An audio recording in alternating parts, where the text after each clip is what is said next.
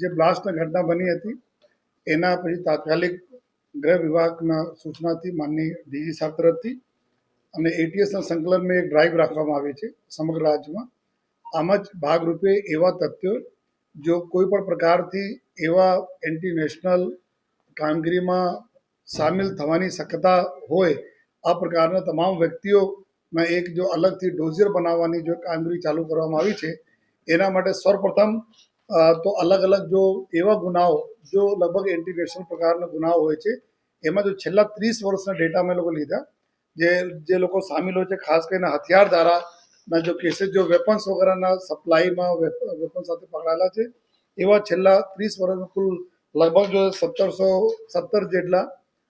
એવા લોકો છે જો પકડાય છે. અને સાથોસાથ નેક્સ્ટ છે બનાવટી ચલણી નોટો જો FICN બોલે છે કે જો ઇન્ડિયન જો કરન્સીના જો આ લોકો અલગ અલગ પ્રકારથી પ્રિન્ટ કરે, ડુપ્લિકેસી કરે જો યા કોઈ સારા જો આપણા કોઈ જગ્યાએ પ્રિન્ટ કરાવીને અને આમાં ભેળસેળ કરીને બેચતા હોય એવા લગભગ 241 જેટલા લોકો છે જો અને પછી જો આપણા એક્સપ્લોઝિવ એક્ટ હેઠળ જો ભૂતકાળમાં જેટલા કોઈ બોમ્બ્સ વગેરે મળ્યા હોય, આપણે સુરત એક હિસ્ટ્રી ધરાવે છે કે બ્લાસ્ટ સાથે જોડેલા લોકો બી અહીંયા છે જો તો એક્સપ્લોઝિવ એક્ટમાં મોટા કોઈ જથ્થા રાખવાના આ પ્રકારના કેસીસમાં જો આરોપીઓ હતા કુલ 265 જેટલા આ લોકો આરોપીઓ છે. અને પછી એના પછી જો સિરિયસ જો પહેલે આપણા એવા એક્ટ છે જે ટેરર રિલેટેડ એક્ટ હતા જેમાં ટાડા, પોટા અને ગુસ્સીટોક જેવા એક્ટો છે. આ એક્ટમાં જેટલા લોકો પકડાયેલા છે આ લોકોનો જો એક માહિતી જોઈએ જેમાં કુલ 233 જેટલા લોકો આવે. અને પછી જો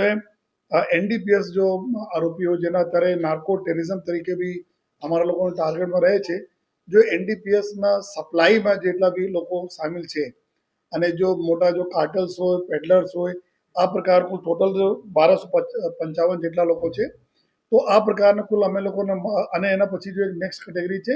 કે જે ઓઇલ ચોરીના, ક્યોંકિ આ સૌથી મોટો એક જો નેશનલ થેફ્ટના પ્રોપર્ટીના થેફ્ટ છે તો ઓઇલ ચોરીના ગુના જે આપણે સુરતમાં નથી લેકિન આ 6 પ્રકારના હેડમાં જેટલા લોકો છેલ્લા 30 વર્ષમાં પકડાયા છે એની પૂરી એક માહિતી રેડી કરીને એના ડોઝિયર બનાવવાના. ડોઝિયર એટલે કે જેમાં એના પૂરા નામ, સરનામા, એના ખૂબ અત્યારે એના હુલિયા કેવી રીતે લાગે છે, એના આજુબાજુના ફોટો જો સીધા અને સાઈડ, લેફ્ટ સાઈડ, રાઈટ સાઈડના ફોટો, એના અત્યારે શું કરી રહ્યા છે, કોના સંપર્કમાં છે, કામ ધંધા એના બિઝનેસ શું છે, આ લોકોના અત્યારે કોઈ પ્રોપર્ટી વસાઈ લીધી હોય તો પ્રોપર્ટી કેવી રીતે આવી છે જો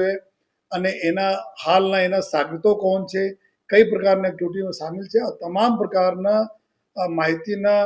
સંકલિત કરતા એક ડોઝિયરના પરફોર્મા બનાવવામાં આવેલા છે. અને અત્યારે જો પૂરી સમગ્ર જો પોલીસ સુરત શહેરના તમામ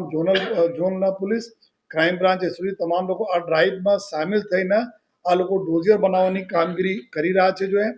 જેમાં સાથોસાથ આ લોકોને લેટેસ્ટ લોકેશન બારેમાં અમે લોકો જોયા તો ટોટલ લગભગ 3800 જેટલા લોકો થાય છે. આમાં લગભગ જો આપણા શહેરમાં નથી લેકિન બહાર બહુ દૂરના કોઈ જગ્યા 170 જેટલા લોકો છે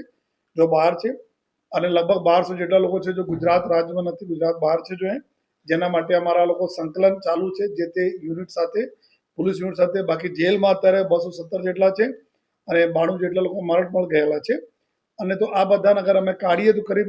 2400 લોકોના ડેટા અમે મળે છે જેના એકદમ જો અમારા સૌથી વધારે આ લોકો જો ટાર્ગેટમાં છે. અને એના જ લઈને અત્યારે અમે લગભગ જો 700થી વધુ લોકોના ડોઝિયર તૈયાર કરી લેવામાં આવેલા છે. અમારી પાસે 2 દિવસનો ટાઈમ છે જો 100 કલાકમાં જો 2 દિવસમાં પૂરા 100% અમે લોકો કાર્યવાહી કરી દેવાના છીએ જેમાં ખૂબ સરસ રીતે ડોઝિયર અને આ જેટલી અમે આપણે માહિતી બતાવી એના જ પછી જો ચેકિંગના કાર્યવાહી એના ઉપર જો એક્શનેબલ કાર્યવાહી કરવામાં આવશે. આપ લોકોને અગર ખ્યાલ હોય કે 2002ના સિમીના એક કેસ, અહીંયા મોટો કેસ થયા હતા રાજ્યના, જેમાં આપણા સુરતમાં બી કુલ 11 જેટલા લોકો સિમીના જો ગુનાઓમાં અહીંયાથી બી પકડાયા હતા અને પાછળથી આ જ પૈકી લોકો જો બોમ્બ બ્લાસ્ટ જો ઘટનાઓ બની હતી 2008માં જો બોમ્બ મૂકવાની અને બોમ્બ બ્લાસ્ટ અમદાવાદમાં, આમાં બી અમુક લોકો સામેલ હતા જો. તો જે આ પ્રકારના જો એક્ટિવિટી કરવા લોકો છે એના જ અમે લોકો અત્યારે જો બરાબર ભીંસમાં લેવા માટે જો પોલીસ કાર્યવાહી કરી રહી છે જેથી કે કોઈ પણ પ્રકારના એન્ટી નેશનલ એક્ટિવિટીમાં આ લોકોના કોઈ સામેલ નહીં થાય અને ટાઈમ રહેતા જોઈએ પોલીસનો બી टाइमली जो इन्फॉर्मेशन મળતા રહે. તો આ પ્રકાર જો અલગ અલગ જેટલા અમે બતાયા આપના જો અને કોઈ પણ એવા જેટલા બી સિરિયસ આપના અમે વાત કરી જોઈએ એવા કોઈ પણ ગુના નથી જેમાં સુરતના ક્રિમિનલો સામેલ ના હોય. ભલે બીજા લોકો કંઈ અન્ય રાજ્યોનો હોય અન્ય શહેરોનો હોય લેकिन સુરતના બી અમુક બધી જગ્યા ગુનેગારોને ચાહે બ્લાસ્ટમાં હોય ચાહે સિમી એક્ટિવિટીઝમાં હોય એનડીપીએસમાં હોય એફઆઈસીએનમાં હોય બધી જગ્યાએ સામેલ છે. તો આ આશયથી અત્યારે જો સુરત શહેર પોલીસ કામગીરી કરી રહી છે અને આવનાર સમયમાં જેટલા બી અમારા ઘણા બધા લોકો વોન્ટેડ બી છે હજુ પણ વોન્ટેડ છે આ બધા લોકોને ફોટોગ્રાફ્સ જેટલા એક્ટિવ નજર આવશે એના તમામ અમારે જો સીસીટીવીમાં જો અમારા એઆઈ બેઝડ કેમેરાઓ છે એમાં બી એના સ્કેન કરીને રાખવામાં આવશે જેથી એની બી તમામ એક્ટિવિટી ઉપર અમે લોકો વોચ રાખી શકીએ. અત્યારે અમે જે રીતે બતાવ્યા લગભગ 2400માં 700 પ્લસ થઈ ગયા છે અને પૂરા ઇનિશિયલી જો પરફોર્મા ડોઝિયર બનાવવાના ડોઝિયર કઈ રીતે ભરવાના એની તાલીમો બધી જગ્યાએ ચાલતી હતી. અત્યારે તમામ લોકો એક એક લોકોના લેટેસ્ટ સરનામા બહુ ઘણા બધા લોકો 30 વર્ષનો ડેટા લેવાના હોય તો સરનામા પણ બદલાઈ ગયા હોય તો અત્યારે 700થી વધુ થઈ ગયા છે અને 100% અમે લોકો કમ્પ્લીટ કરી દેવાના. આજ બધા જો અમારા આ લોકો જ સંભવિત ફ્યુચરના સ્લીપર સેલ જે રીતે મેં વાત કરી કે સીમીમાં પહેલે જો લોકો એક્ટિવ હતા આજ લોકો બ્લાસ્ટમાં આવેલા તો આ પ્રકારના જેટલા બી 2400 જેટલા લોકો છે જો અમારા શહેરમાં છે અત્યારે એ આ લોકોને ઉપર જો અમારા લોકો જે રીતે કાર્યવાહી થાય છે કે સતત એના ઉપર અમારા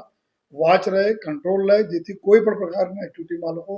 સામેલ નહીં થાય. બહુ મોટો એક પ્રિવેન્ટિવ એક્શન તરીકે આ એક્સરસાઇઝ રહેશે.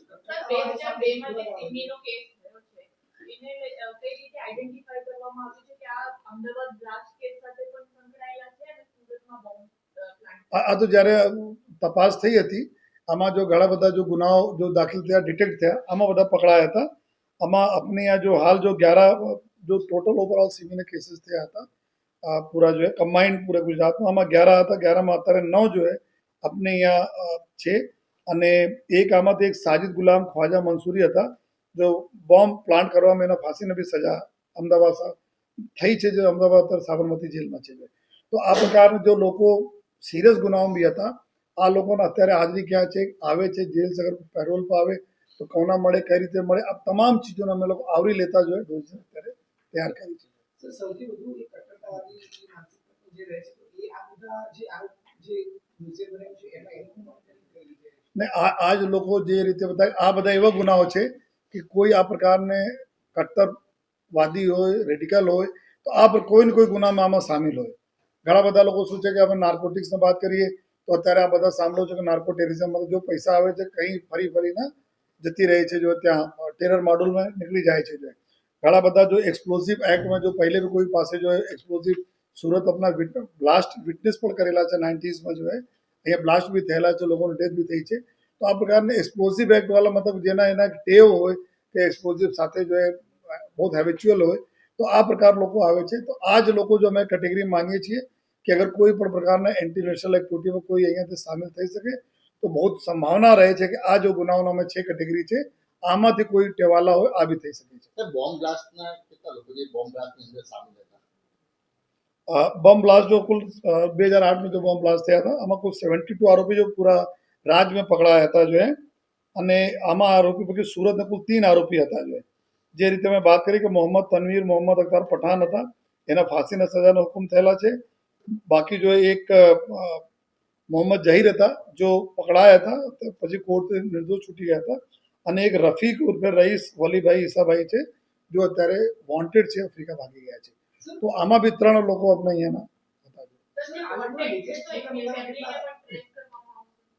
હા આજ જો એક્સરસાઇઝ ચાલુ છે જો એજન્સીઝ જો છે આ તો ટ્રેસ કરતી જ રહે છે લેकिन આ બધા જો અમારા લોકોને બી अब રડારમાં ટોપ મોસ્ટ પ્રાયોરિટીમાં આવી ગયા છે કે એના એક્ટિવિટીઝ અમારા લોકો નજરમાં આવવાના છે. એક ખતમ કરી પછી જલ્દી અમે જે રીતે બતાવ્યા કે અમારા ઘણા બધા સેન્ટ્રલ એજન્સીઝ છે સ્ટેટ એજન્સીઝ છે આ લોકો જો અલગ અલગ જો સંસ્થાઓ છે સંકલનમાં રહીને અમારા લોકોને જો બી ગાઈડલાઇન્સ છે બધા આપણી સાથે ડિસ્કલોઝ નહીં કરી શકી એ ગાઈડલાઇન્સ પ્રમાણે અમે લોકોને તમામ ચીજો ઉપર જો એજન્સીસના વાંચ રહે છે.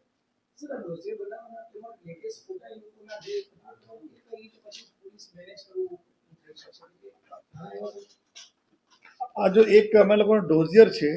એ ડોઝિયર જैसे પરફોર્मा છે